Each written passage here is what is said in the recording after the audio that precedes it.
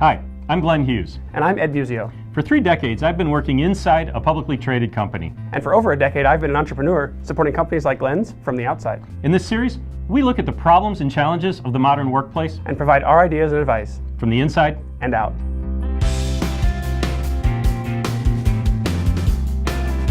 Because I work at different clients, people often ask me what it's like other places, and more specifically, are other places better? And even more specifically, why isn't my company as cool as Google? Glenn? I have enough contacts currently at Google and former employees of Google to know that even Google isn't as cool as Google in the way it appeared in the Vince Vaughn movie and all these other things. Look, there's always going to be one company that's the coolest. That's the fact. Only one may be king, right? But even that, it's what do you mean by cool? You know, a place that seems cool to that population wouldn't seem cool on the East Coast, wouldn't seem cool to another group of people. So cool is in the eye of the beholder.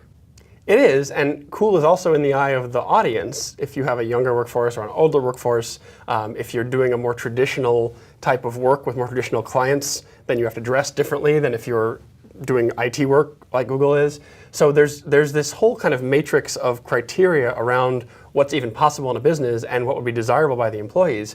I think when you get the question of why can't we be cool like Google, it's often masking some sort of complaint that, you know, either they don't listen to us or I'm not getting what I want. And those are pretty different complaints. Yeah, absolutely. The whole deal with any of the context that surrounds work is helping you get work done. So it really becomes a question of supply and demand. We want employees to be attracted to our company, to be functional while they're in it, and we want to retain them for as long as possible. So whether it's the workspace design, whether it's the salaries that we offer, whether it's the free coffee or bicycles between campuses, any of those things that sound different from what my company might be offering me, those things are there because they believe they need them to attract people to the company, to do their work productively, and to stay there and not leave. If you're getting that attraction, execution, and retention by offering a bare minimum package, supply and demand says don't change it. And if you have a competitor who's also doing that and you do change it, now you're increasing your cost structure, which may not be to the benefit of your own employees if you can't stay viable. I worked for a company that was pretty leading edge, and I remember when I first started, we had a big party to celebrate the certification of a product, which would happen every 18 months or so. And the first party was at a 5-star resort, and we had food from around the world. We all dressed in tuxedos, and it was a beautiful thing. And I had just started, but I caught the party. And then about 18 months later, we had our next one, and it was in our parking lot. We had hot dogs and burgers and soda. And I thought, we're going in a direction here. 2 points don't make a trend, but well, those 2 points did make a trend, and what that had to do with was we had increasing competitive pressure, the market was getting more crowded, the margins were getting a little smaller, we weren't as sort of novel and leading edge as we could have been 5-10 years before. And it was necessary for me to have a job for that next party to be less cool. So did I complain about it? Yes, but at the broader view, it was the right decision, and we as a company made the right decision. Yeah, we've lived through those cycles as well. In the 90s, late 80s, early 90s, every Silicon Valley company had beer parties on Fridays in the parking lot, and then that sort of went away over the years.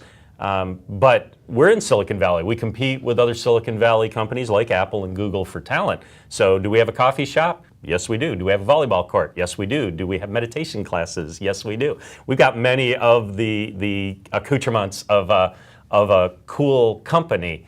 But that's where we are. It's the client base we have. It's the employee base we have.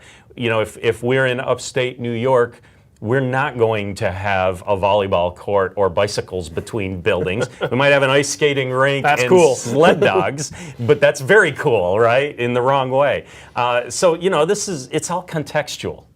It is, and I have a tiny little company, and we're cool, I think, because we are doing good work in the world to make companies more effective and make employees more satisfied within higher productivity companies, and that's cool. And I need to attract a small number of employees and a small number of contractors to do my work. I also have a mission statement that talks about how we do good and not harm, and how we're beneficial and those kind of things, and I think that's what's cool about us.